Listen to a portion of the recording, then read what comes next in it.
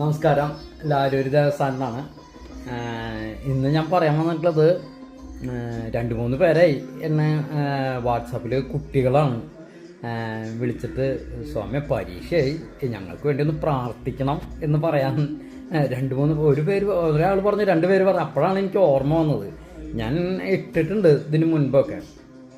അപ്പോൾ ഇനി പരീക്ഷാകാലം എന്ന് വിചാരിച്ചിട്ട് നിങ്ങൾ ചെയ്യാനുള്ള കാര്യങ്ങളൊക്കെ നിങ്ങൾ ചെയ്യുക.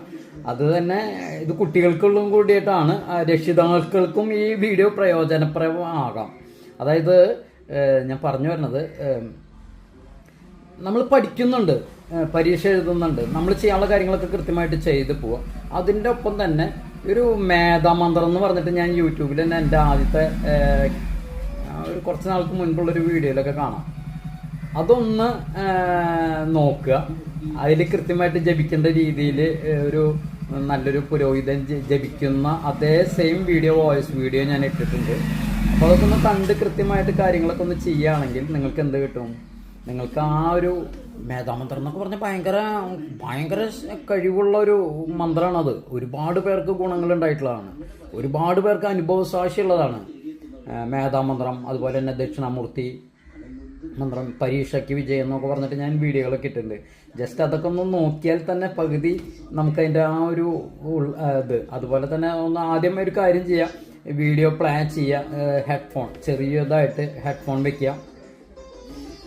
ചെറുതായിട്ട് ഹെഡ്ഫോൺ വെച്ച് ചെറുതായിട്ട് കേട്ടിട്ട് അതിൻ്റെ ഒപ്പം തന്നെ നമ്മളൊന്ന് ജപിക്കുക. അദ്ദേഹം ഒരു പുരോഹിതൻ്റെ ഒരു വോയിസ് ഉണ്ട്. ആ വോയിസ് പ്രകാരം തന്നെ നമ്മൾ കുറച്ച് നേരം ജപിച്ച് നമുക്ക് ബൈ ഹാർട്ടാവും. അത് ഇത്തിരി കടുകട്ടിയാണ് മേധാമന്ത്രം, സംസ്കൃതമാണ്, അത് ഇത്തിരി കടുകട്ടിയാണ്. അപ്പം അതൊന്ന് കുട്ടികളൊക്കെ ഒന്ന് പിന്നെ പരീക്ഷാകാലൊക്കെയാണ്, എല്ലാവർക്കും സാധിക്കുമെന്നൊന്നും അറിയില്ല. എന്നാലും ഒരു കാര്യം ചെയ്യാം, ബ്രാഹ്മമുഹൂർത്തത്തിൽ എഴുന്നേറ്റ് ജപം കാര്യങ്ങളൊക്കെ ചെയ്താൽ അതിന് വേറൊരു ഇതാണ്, ഒരു പ്രത്യേക ഒരു ഫീലാണ്.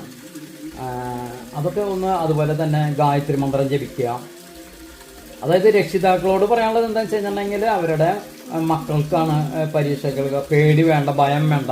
അപ്പോൾ ആ ഗായത്രി മന്ത്രമൊക്കെ ഒന്ന് ജപിച്ചു, കാലത്ത് എഴുന്നേറ്റ് ഗായത്രി മന്ത്രം, ഛന്ദസ്സൊക്കെ ചൊല്ലി. അതൊക്കെ നമ്മുടെ താഴത്തെ വീഡിയോയിലൊക്കെ ഉണ്ട്. ഞാൻ വേണമെങ്കിൽ ഇന്നൊരു വീഡിയോ ചെയ്യണം. ഇത് എപ്പോഴും വീഡിയോ ചെയ്യുമ്പോൾ അത് നിങ്ങൾക്കൊരു ഇതുണ്ടെന്ന് വിചാരിച്ചിട്ടാണ്. അപ്പോൾ ആ വീഡിയോ ഒന്ന് നോക്കിയാൽ മതി. ഗായത്രി മന്ത്രം ജപിക്കുക, മേധാമന്ത്രം ജപിക്കുക, പിന്നെ പരീക്ഷ വിജയം എന്നൊക്കെ പറഞ്ഞിട്ട് കുറേ ദക്ഷിണാമൂർത്തി അതൊക്കെ ഒന്ന് ജപിച്ചു കഴിഞ്ഞാൽ വളരെയധികം ഗുണം ചെയ്യും പരീക്ഷയ്ക്ക് പോകുന്ന കുട്ടികൾക്ക്. ഗുണം എന്ന് പറഞ്ഞാൽ 101% ഗുണം തന്നെയാണത്. അത് ഒരുപാട് പേർക്ക് അനുഭവങ്ങളൊക്കെ ഉള്ളതാണ്. അപ്പോൾ അതൊക്കെ ഒന്ന് നോക്കുക. ഞാൻ വേണമെങ്കിൽ ലിങ്ക് ഒന്നുകൂടി